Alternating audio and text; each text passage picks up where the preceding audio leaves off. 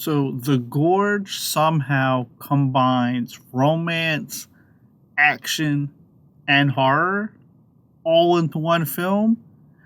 And for the most part, it works really good. So we're going to talk about it. The Gorge stars Anya Taylor-Joy and Miles Teller, who, right off the bat, let me just say, have insane chemistry in this.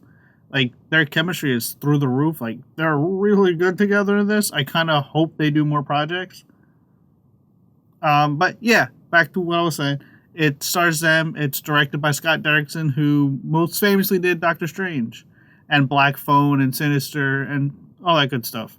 And it follows two snipers, one American, one Russian, who are tasked to protect this gorge, which they really don't know anything about.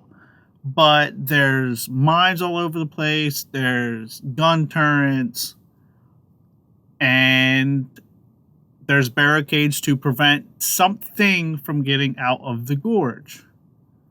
And these characters don't really know what's down there. They're not supposed to know. They're not allowed to know. They hear rumors of that it's a gateway to hell.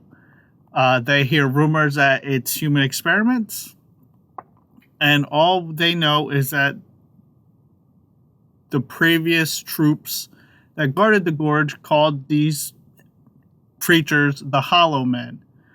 And the film goes from there. Yeah, first off, this is a romance film at its core. It doesn't sound like it, but it is. Because you spend so much time with these two characters that basically have nothing and nobody but each other. And of course, they don't speak directly because they're across the gorge from each other. But you see these two people from two completely separate walks of life connect and grow and understand. And it's really good, actually. Like, the romance is quite good for a non-romance movie. But that doesn't say that the action scenes falter, because this has pretty good action sequences. I was pretty enthralled from the first action sequence. I think that's probably the best sequence in the movie. It's so intense and so tight and so compact. It works really good. And like I said, this is some horror elements too. There's some jump scares. There's some spooky creatures. And the creature designs are really wicked. Like, they look really cool. I wish we kind of got a more clearer look at them, because the film's a little bit drab and dark and you don't get a full clear look at them. Like, you do, but not really, you know what I'm saying? And overall, like, all the elements work. Oh, and the soundtrack's pretty cool. But what doesn't work, there's some iffy green screen and CGI, which it happens in every movie. You can't help it. Not everything's flawless and perfect. The reason for the gorge, what's in the gorge, who controls the gorge, what is this said gorge, is okay.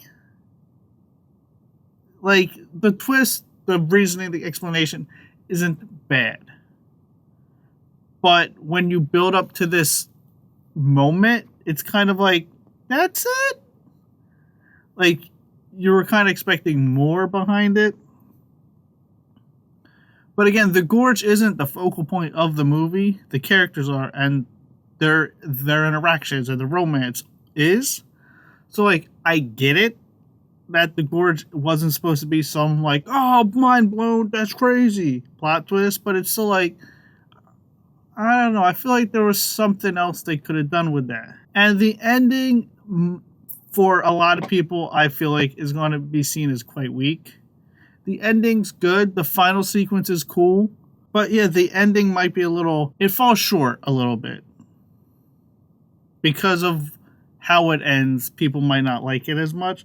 Like, the final sequence is engaging, it's cool, it's fun, but it just doesn't live up to the first sequence, the first action set piece of the movie, and it's kind of like, you kind of blew your load early. But besides that, like, those three things, The Gorge is a good time. I really liked it. I like the characters, I like the romance, I like the creatures, I like the action set pieces.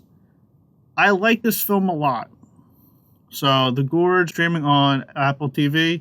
Watch it, check it out, support it. But like always, thanks for watching. Feel free to like, comment, and subscribe. Keep being good people, y'all.